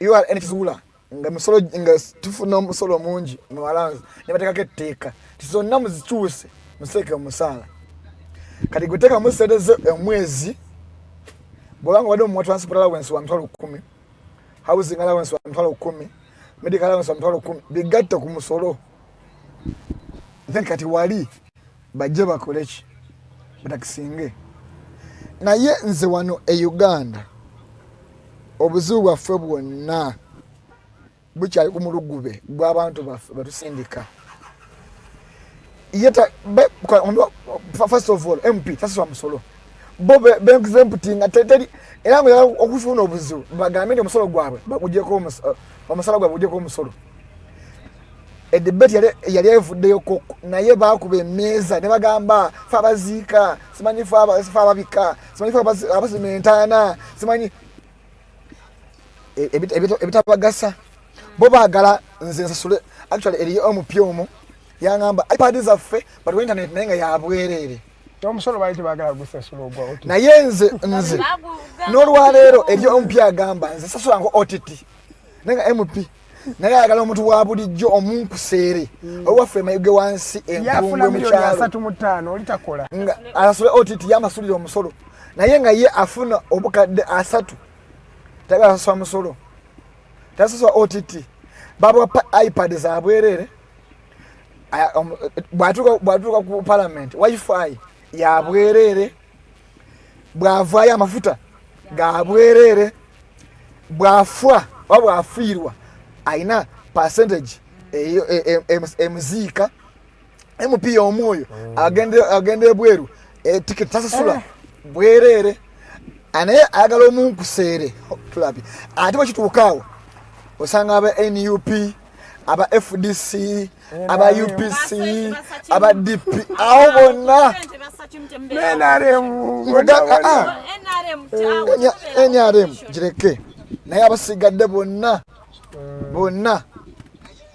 bonna basa kimu bakkiriza nti ensonga y'omusaala tugabane tulye naye ensonga ye ate befula abajja bwavaayo mu kamera batusisa bubi nnyo ewadde mu accounts ewa kiraka ewa speaker nga speaker ndi munange omanyi ebyo byabufuzi nina MP omu yangamba nze fazonga zikyali mu parliament n'okugonda speaker munange benefits ziri awo gozimanyi n'omusala gutuuka simanyi so kati nze ntuulira ebizibu byonna abantu baffe tebalina buzibu abalonzi era sebanenya yensonga buli constituency eronda omubaka okusinziira actually buli mubaka is equivalent to the constituency buli mubaka gola mu parliament oba kansala is equivalent bosanga kansala mutamivu manya n'abalonzi be passage esinga batamivu so waliwo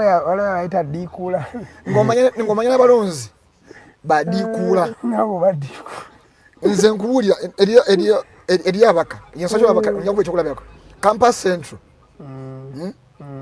olw'okuba nti abantu abalimu bagunjufu okusinga abalala nti bo tebafaayo ku kibiina mujjira bakimanyi bulungi nti Muhammad Nsereko independent naye NRM leaning naye olw'okuba nti ayogera nsonga za ayogera akola ate akwatako bamusindika nebayo genda ekira oba weevu oba kiki naye bo bakimanyi nti twagala mukulembeze anayogera anakola anakwatako nti ombaka nga semujju kikyatakoze omukembeze alina okola kyonna akikoze Muhammad Nsereko byonna abimazeeyo sibakubira kadingidi naye babimazeeyo byebalina okukola nti okay bwebanga kuddukira abantu mu mbeera ya bulijjo.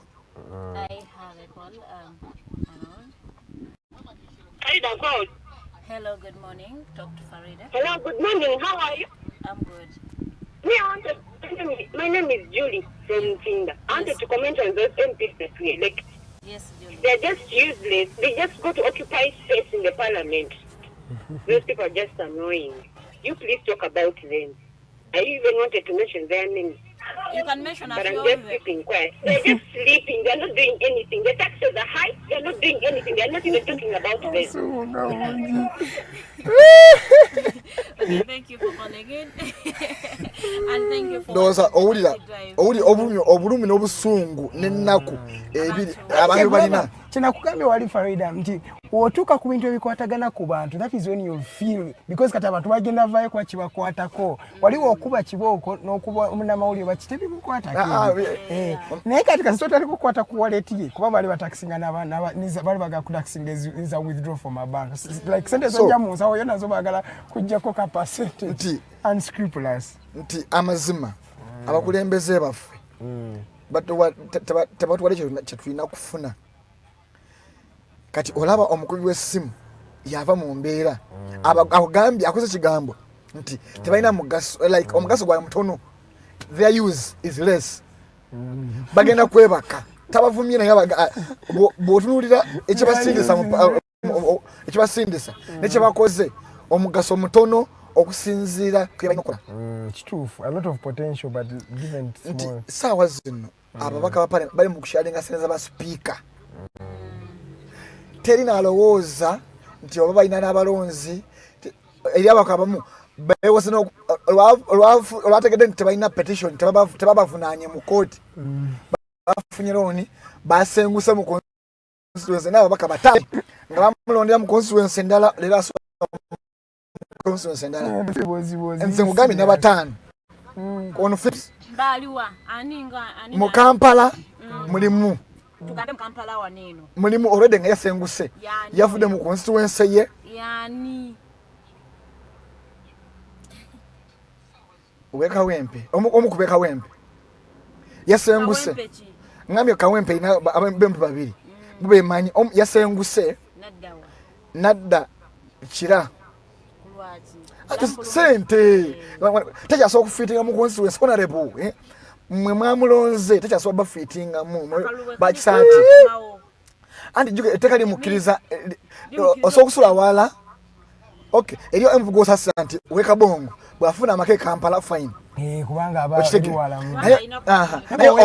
oweka Kampala ekikusengula ovwe e Kampala de wakiso obovu mu constituency na odemu nalo kuba nti bali balina mayimba gategerekeka Kampala owaffe honorable kwe twalondeye Kagoma yasembukire wakiso n'azimbayo n'ennyumba bamulaba mu kalulu mwokka kati lwaki mukamudize naye mwana kalulu bamulaba mu kalulu mugobe kati bwe akalulu bwe kagwa tebaddamu kumulaba kati awo babalinda emyaka 5 bwe gigwako nga akomawo atandika obbanyumiza nga bannaye nanti nyina kukolera eri sobola kubeera eno ku kyalo buli lunaku ate no parliament eri no bateekisa no bateseze nga ne kufulo tabeera nga ne kufulo simulabangako namulaba olunaku olu lumu lwe babuuza gikwatako tugikwateko nga niko omukono ngagamba abantu abeka gwe bantumye mugikwateko This is a test. Farida, this is a test to the legislature, members of parliament. Na wakati kino kibakwatako wakati nabo tubatadde on the spot. Bana ayisa gino emisolo. Because they are the ones who are beyagaliza. Katika tulabe. Bana ajisa, bana Uganda bana wa milioni 10 ne bagamba muzizeyo tubawa 3. Kizibu kya Uganda parliament. Oli agamba kati sente tuina zino. Tugenda kukola atubaye zino sente muyise ekintu kati bote befaako kwabu bafunye sente naye muna Uganda ali eri yekigenda muyiza abaka baswala mu covid baba covid bonanza yamaswaza baba omanyi obuzibu bwava nanyumirwa nti twatandika okufuna ebyama tumanya ani nakulembeze abensa ne baweebuuka ne baggwamu ne bagwiramu ddala babaanula kati ate obuzibu ne bujja ne utalo ne buggwawo wakati wa legislature ne cabinet mbu president Museveni yabasuubiza ababaka obukadde 10 buli mubaka kajjukira n'akulira parliament naye nga tayagala kusuula bubonero naye naga gondyeko obuyinja n'agamba ona akyabasuubiza nsikamba we nasoka basimbaaga na wavaako oyina agamba obawotyanga obawa mutulu baki lwaki ondyako obuyinja nsalina obbawa naga kati buli yazifunye azize ku district byali bintu byakulaga power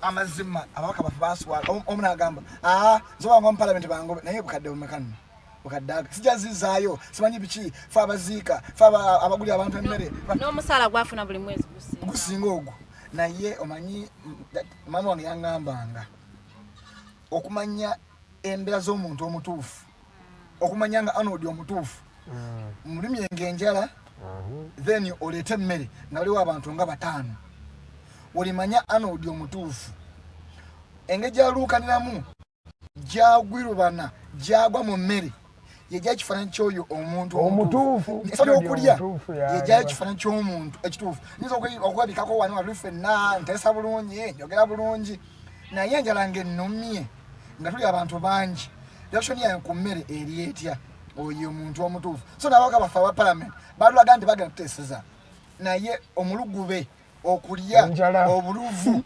byebibabunye bonna temuli negula bali kufuaatesa bulungi sawa yokulya afuuka kugambe sente NRM terimu opposition terimu watuka ku bintu bikwatagana ku sente bonna bakolagana bati sente z'obukiiko simanya alawensi y'okutula mu parliament yali ya mitwalo 5 bagyongeza kati eri ku 15 banatera kugituusa ku 5 ejja kutuuka tetukyalina bakiise omubaka gwemanyi tateesanga okufuna olunaku n'olu naye akakiiko ke bamuteekako atuula bamugamba nti kulokuna tulinayo ku lwokubiri n'obanga ofiirwa mu kyalo atuula anti kati era propose kati for example kati ekiri mu korido za parliament ekigamba lwaki abantu bagala nnyo kadaaga ono abantu babala bufo komiti kino wona going against the speaker in case aisemu ajja kunyigira eri waliwo abantu ababeera ku Rebecca nga kadaga nga tebamuva ku lusegere watuula we batuula opposition wegendeza kasi oli omubaka ng'ayita speaker mama kadaga begendeza abo buli mubaka ayita mama kadaga oba opposition oba eni akasamwita mama kati nze mwomanya butrip buyitawo wali kati nze nyaba baka bafuna okutakanya ne speaker naye bamazeeko ekisanja talinyanko nnyonyi talinyanko nnyonyi kusende ya parliament naye nebayo ababaka nga ekimweta mu parliament naye kati gwe omubaka atagenda kuteeseza bweru ennyonyi oyagala yaki tukwaga ffe bannayuganda abakulonda ffe abannayuganda abakulonda tukwagala mu parliament oteese ebituluma passport ya diplomat eyo ekimuleta kyokka omubaka yagambanya ekintu ekyo nfune red passport ebisigadde sagala kumanya ekimweta mu parliament kumanya nti entula zinatera okugwayo banatera okungoba ng'akomawo atuula nga akuba ekiraka n'agenda byakuba kiraka kutuula abantu banoonya trips banoonya diplomatic passports anayo ba passport za East Africa zakomawa aba abeekongo bakozesa kibbo nalabye Pierre Olumumba ng'akola posting agamba bino ebintu ebyokugamba nti tubeere ne Ugandan Airlines kozi nyonyi zaffe baziyita baani Kenya Airways ngagamba tufune airline emunga egamba East African Airline such that we to including n'abantu abatalina busobozi kukola airline yaabwe nawa examples ngagamba abantu enseze ezitanafuna busobozi okukola airline yaabwe tukole ffe airline eriemu abantu ne bagamba naye bannakenya nga babbi tebagenda byesigaliza nengamba eyo discussion ya lunaku lala naye nga njagala okutegeeza nti mukwano olaba the Mighty Drive.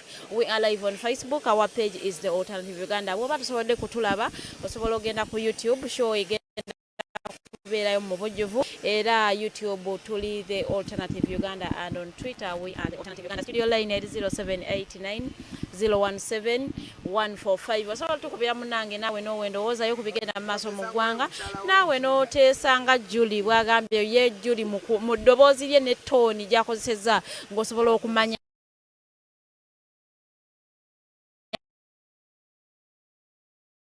nti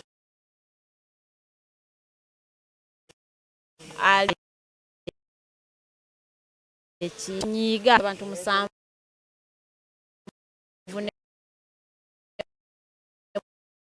muyombe taziyisa muvuddeyoko ne mugamba nedda we are marching to parliament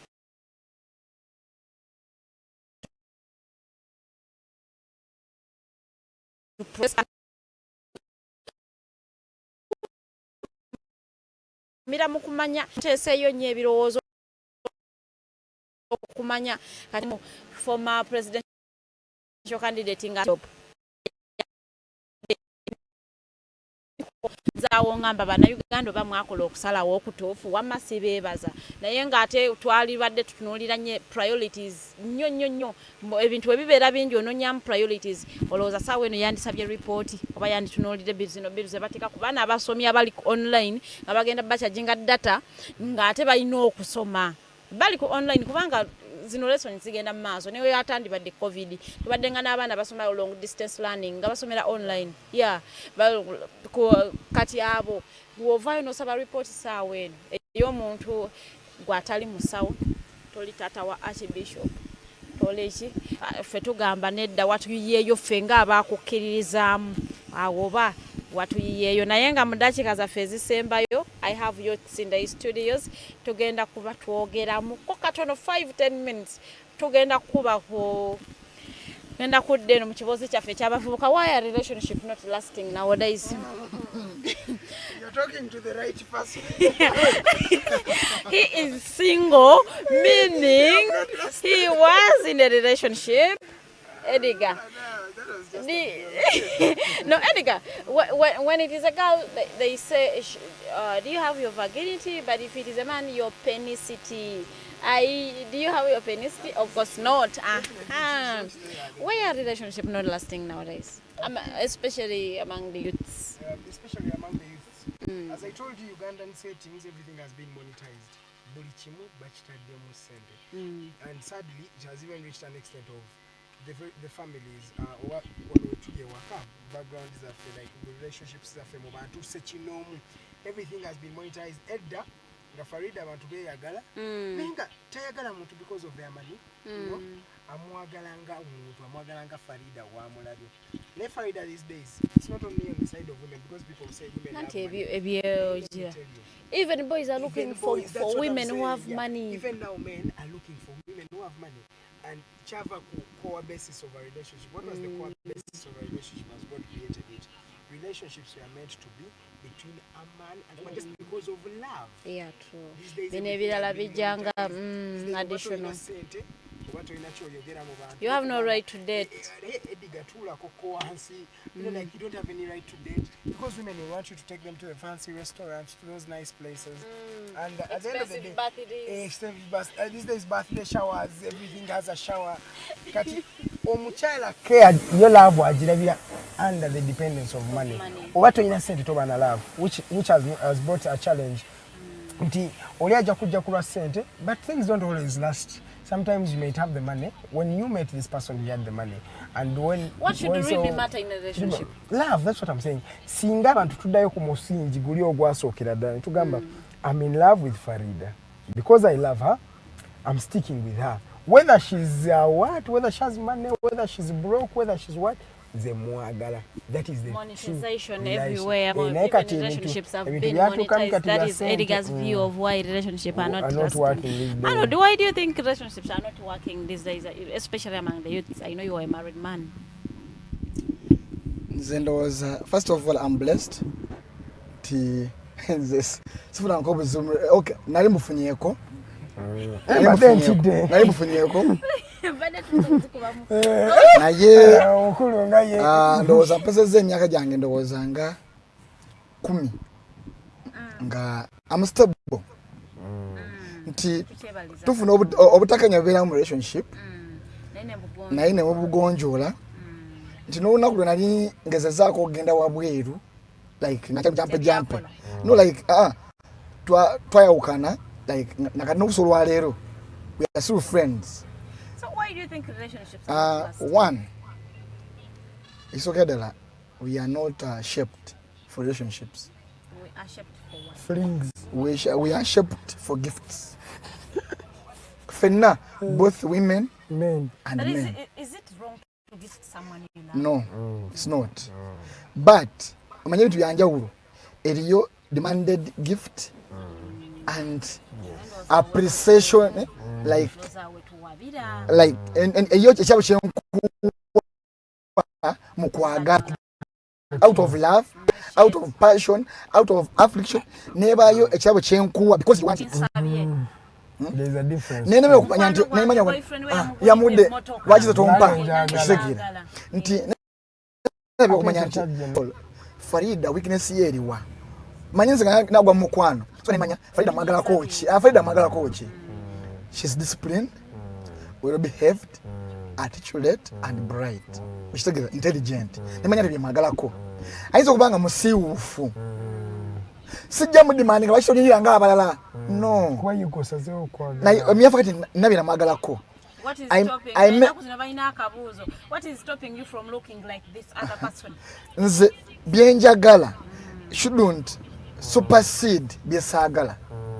Nti ogamba abantu nti bwembanga onkolera ebirungi 9 leka 10 mbyenenye kuba nange si perfect nchimanyi twenyiza tusunguwala but nga abantu tulina otukana ngamba ate Farida wana yankolera singa se Farida kyo sale kikoze sale badde bwenti tulemereddwa okumanya naffe abatu mentalinga oba twegomba nga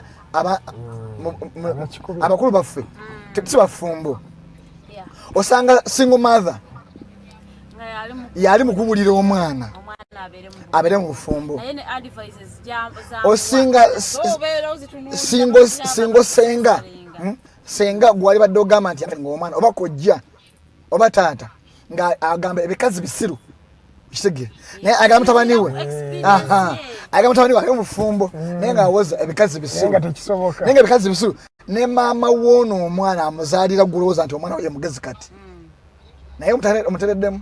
So give me 2 points bavubukazi balina otambulira ku keeping along. 1, be you. 2, believe in yourself. What are those 2 points that you think the youth should take on to make a long-lasting relationship? I believe everything needs God and every relationship needs God. So the first thing, have God in your relationship. Then the other thing, have love. As long as you have God and you have love in your relationship, everything will work out. Wow. Thank you. You've been watching the Mighty Drive. I wanted to sokawo. Cause in Teddy Teddy. Nene yali bade kuseti Teddy natubulira. Tujamuzo nakolala. Ambuli owedda jerima yakolera saini ambuza. Bedroom issues itaziri kokwenye relationship. I do not know. I am not sure whether this say over auntie so nyo kubanga twali tusire. It's okay. But yeah, amazima sawa zino ebintu we are using abana abavuka tukozesa abana abawala babandi as litmus papers. Ogero testing o chemistry if it turns paper blue from chemistry tumutade ku bana babandi abaina kala janonya anonya green ato obuzuba ne banyinaffe tebateekeddwa kusuutinga African man nti edda basenga abafu bateekateekanga nti omwana ateekeddwa okusuutinga African man ayina kuba na quality ngojje ku outside appearance bishop discipline in African setting omusajja n'omukazi bateekebwanga ensonga z'ekisenge nga zanjawulo naye lwali basenga mulina mugula bagule mugula butambi mugula bu screen abana bagula bidomola bya juice amazima tetutekedwa oli atambula n'akadomola twabanga n'emikolo egy'enjawulo ng'egye emikolo giteekebwanga ogenda otuuka mu kisenge byanjawulo olwaleero abantu balemedde obufumbo nti ebidomola byetulina biyiika buyisi naye nga sitaapu ennaku zino omanyi the biggest business mukama n'ayamba Edgar ebidomola kaba bipeeka abaana mubibapeeka ne mubanywesa bye bata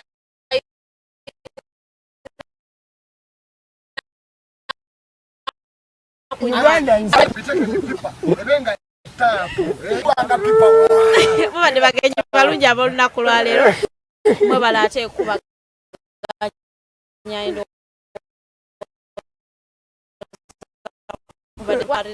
nederi bakuwadde tip. First thing kyenyagadde ku Edgar gambye believe in God. Buli kyetaga mu Katonda. Buli wofukamira n'osaba. Fukamira osabire boyfriend wo, fukamira osabire bbaawo bw'aba kwesiba ku bantu atagwa. Let them roam. If they are meant for you, they will come back. If this year you are thinking we are going to be checking on you, like we are checking like on you, going to buy. Mikwano tubeere naddala gwe omwami wakugamba mwako bwe kibeera. As you are laying your bed to come back and he has not come back, late the next day ng'ogamba Mukama Katonda nsaba Katonda omwami wange leero asule wano era busulamu okubeera it is a discussion namba nga tuba kojja gambina ebintu ate omwami omukulu Jeremiah Mukibi kojja wana kibinge akongojja okusagala kwogera kwano webalekola ku kamera awo yakuwadde angles izo no olunaku lwalira ate nga yakoze nga director wa show mukano mwebalekola besimenye manyanga mbadde ku tiimu mwena thank you for working tulabagane olunaku olw'enkya essaawa ebeeremu ey'okumakya paka sawa sate good day.